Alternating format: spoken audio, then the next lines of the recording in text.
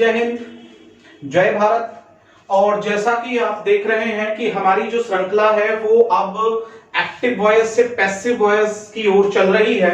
और उसमें जो अभी हमने आपको पहला वाला जो अभी चैप्टर कराया वो था आपका प्रेजेंट इंडेफिनिट। तो अब श्योर है कि हम प्रेजेंट कॉन्टिन्यूअस आपको बताने वाले हैं। और प्रेजेंट कॉन्टिन्यूअस में और प्रेजेंट इंडेफिनिट में यदि केवल आप माइंड का यूज करें तो केवल एक डिफरेंस है कि जब हम प्रेजेंट इंडेफिनिट बना रहे थे तो हेल्पिंग वर्ब के रूप में हम इज एम आर लाए थे, लेकिन जब हम प्रेजेंट कॉन्टिन्यूअस बनाएंगे तो हेल्पिंग वर्ब अभी भी हम इज एम आर लाएंगे, लेकिन उसके साथ केवल हमको बीइंग का इस्तेमाल करना है, BEING, और बिल्कुल सेम रहेगा। तो जो एक समझदार स्टूडेंट है, जो स्कॉलर है, मल्टीपल माइंडेड है, वो केवल ये याद रखेगा कि प्रेजेंट इंडेफिनिट और प्रेजेंट कॉन्टिन्यूअस में केवल और केवल सर ने एक अंतर बताया था, और वो था कि प्रेजेंट इंडेफिनिट में बीइंग नहीं लगता है हेल्पिंग वर्ब के साथ, जबकि उसमें हमको बीइंग लगाना पड़ता है। तो चलिए हम सीधे एग्जांपल्स की ओर चलते हैं और देखते हैं कि आप कैसे अपने स्कोर को और अच्छा करते हैं। तो देखिए यहां पर मैं सबसे पहले अपना जो एग्जांपल है वो यहां पर लिखे देता हूं,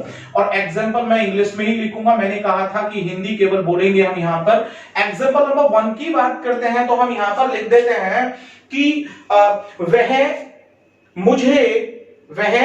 मुझे गणित पढ़ा रहा है। अब हम कर रहे हैं कि वह मुझे गणित पढ़ा रहा है, तो जब हम इसकी बात करते हैं तो हम कैसे बनाएंगे? वह मुझे गणित पढ़ा रहा है, ही इज टीचिंग मी। देखिए जरा ध्यान दीजिएगा, ही इज टीचिंग मी, और क्या पढ़ा रहा है? मैथ्स। ठीक है ना? फिर से ध्यान दीजिएगा, he is teaching me maths. यहां इनडायरेक्ट ऑब्जेक्ट है और यहां डायरेक्ट ऑब्जेक्ट है। जब हम इसको पैसिव में लेकर के चलेंगे तो श्योर है कि हम यहां पर पहले चलिए अपने डायरेक्ट ऑब्जेक्ट को ले लेते हैं और इनडायरेक्ट को बाद में लेंगे। तो हम यहां पर बात कर रहे हैं कि he is teaching me maths, तो हम यहां पर कहेंगे कि मैथ्स। अब देखिए चूंकि एक सब्जेक्ट है तो सिंगुलर होगा मैथ्स, और देखिए इज बिल्कुल प्रेजेंट इंडेफिनिट वाला ही। मैथ्स इज, और क्या एंटर कर रहे हैं हम यहां पर? Being. Maths is being taught, maths is being taught. और किसको पढ़ाया जा रहा है? मेरे को। देखिए इनडायरेक्ट ऑब्जेक्ट है तो टू मी लगेगा। Maths is being taught to me, और किसके द्वारा? By him. तो यहां पर क्या आ जाएगा? By him. तो maths is being taught to me by him. तो देखिए हमने केवल चेंज क्या किया है? प्रेजेंट इंडेफिनिट से अलग प्रेजेंट कंटीन्यूअस में बीइंग का इस्तेमाल किया। इसको हम और में भी ले जा सकते हैं। याद रखिएगा जब और में बनाएंगे तो हम कहेंगे कि अब हमने इसमें लाना है इनडायरेक्ट ऑब्जेक्ट को। किसको लाना है? इनडायरेक्ट ऑब्जेक्ट को। और जब हम इनडायरेक्ट ऑब्जेक्ट को अब लेकर के आ रहे हैं तो हम ऐसे कर सकते हैं कि अब यहां पर हमें करना होगा आई, और आई के साथ क्या लगेगा? आई एम बीइंग, और क्या? Taught.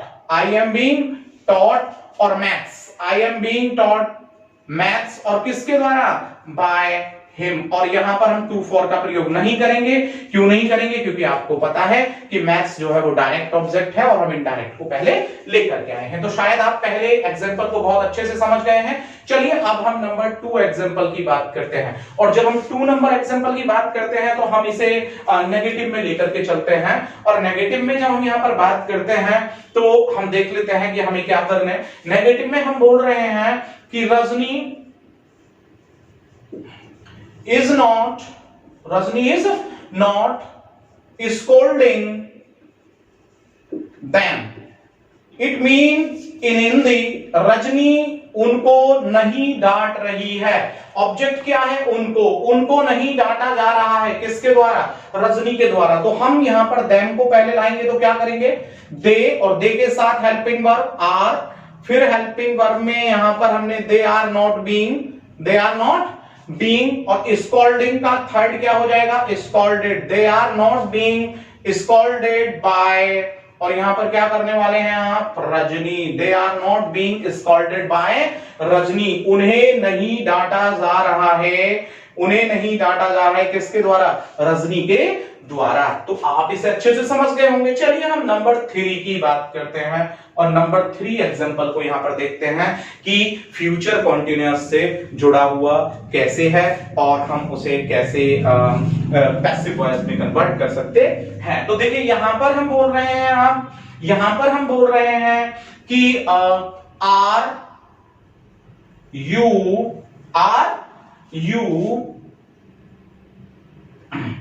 Are you taking pizza, are you taking pizza now. It means in Hindi, क्या अब आप पिज्जा खा रहे हैं, क्या अब आप पिज्जा खा रहे हैं, तो ऑब्जेक्ट क्या है, पिज्जा। तो अब ये कहेगा कि क्या पिज्जा खाया जा रहा है, अब किसके द्वारा, आपके द्वारा। तो पिज्जा एक है तो आप क्या करने वाले हैं, इज, और pizza is, pizza being is, pizza being, और टेकिंग का क्या हो जाएगा, टेकन, ईटन या had.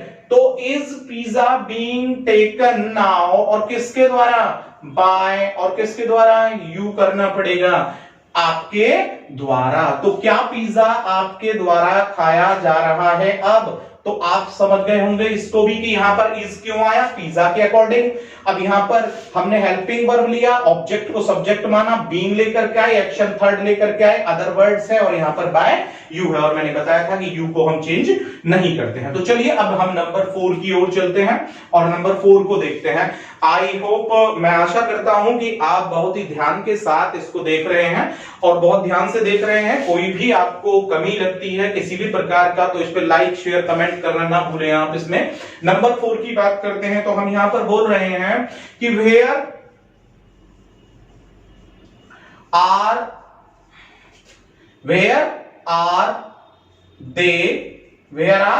They putting my books. जरा गौर दीजिएगा, where are they putting my books, WH type है, वे मेरी किताबें कहां रख रहे हैं, पुटिंग मींस रख रहे हैं। तो यहां पर अभी कह रहे हैं कि कौन रख रहा है, वे रख रहे हैं, क्या रख रहे हैं, मेरी किताबें। तो ऑब्जेक्ट क्या हुआ इसमें, मेरी किताबें। तो वो कह रहा है कि मेरी किताबें कहां रखी जा रही हैं, उनके द्वारा। तो WH टाइप हम यहां पर लेकर के आएंगे और हम बताएंगे कि वेयर।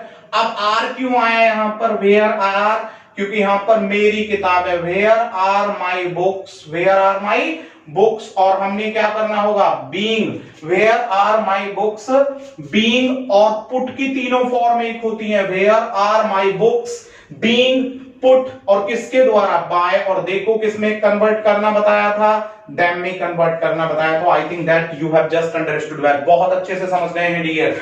अब यहां से नंबर नेक्स्ट की ओर चलते हैं, और नंबर नेक्स्ट में हमारा नंबर 5, और नंबर 5 जो है वो हमारा क्या कह रहा है, इसको हमने समझना होगा। तो इसमें हम बना देते हैं कि is she not plucking flowers from the garden, या चलिए is she not plucking flowers, और कहां से, from the garden, from the garden. जरा मेरी बात पे गौर दीजिएगा, is she not plucking the flowers, is she not plucking flowers from the garden, क्या वो बगीचे से फूल नहीं तोड़ रही है। तो जब हम इसको पैसिव वॉइस में लेकर के आएंगे तो हम कहेंगे कि क्या फूल नहीं तोड़े जा रहे हैं बगीचे से, उसके द्वारा। तो श्योर है कि जब हम इसको पैसिव में ले जाएंगे तो फूल बहुत सारे हैं। तो हम यहां पर बात करेंगे कि are flowers not being, are flowers not being plucked, क्या कर दें, प्लग्ड, कहां से, फ्रॉम द गार्डन, और किसके द्वारा, बाय, और शी का क्या हो जाता है यहां पर, हर हो जाएगा। तो are flowers not being plucked from the garden by her. तो आप समझ गए होंगे कि इसका पैसिव वॉइस हमने कैसे बनाया है। नंबर 6 को देख लेते हैं, और नंबर 6 हमारा यहां पर कह रहा है कि हु इज, हम बोल रहे हैं कौन पर लेकर के आ रहे हैं, who is not beating him, कौन है जो उसे नहीं पीट रहा है, who is not beating him, who है और उसके साथ साथ नेगेटिव है, कौन उसे नहीं पीट रहा है। और जब हम इसके पैसिव वॉइस में जाते हैं तो किसके द्वारा उसे नहीं पीटा जा रहा है, तो अब हम हु को क्या लेकर के जाते हैं, बाय whom, और उसे नहीं पीटा जा रहा है तो by whom is he, him को इसमें जब लाएंगे तो क्या बनेगा, ही, by whom is he not being, और क्या कर दें, beaten, ठीक है। और आपको पता है कि who ऑलरेडी यहां पर by whom में बदल चुका है, तो इसमें by लगाने की हमें कोई आवश्यकता नहीं है। तो माय डियर स्टूडेंट्स, आप समझ गए होंगे कि जो हमारा प्रेजेंट कंटीन्यूअस का पैसिव वॉइस है उसे हम कैसे चेंज कर सकते हैं, किसमें, पैसिव वॉइस में। और मैं समझता हूं कि आप बड़ी तारतम्यता से इन्हें देख रहे हैं और कंटिन्यू हमारे साथ जुड़े रहिए, ताकि आप इस लॉकडाउन में अपने आप का जो ये इंग्लिश विषय है वो बहुत अच्छे से इंप्रूव कर सके। मैं जल्द ही आपके सामने एक नई वीडियो के साथ उपस्थित हूंगा। तब तक लाइक, शेयर और कमेंट करते रहिए और अपने मित्रों को भी हमारे चैनल के बारे में बताते रहिए। Thank you.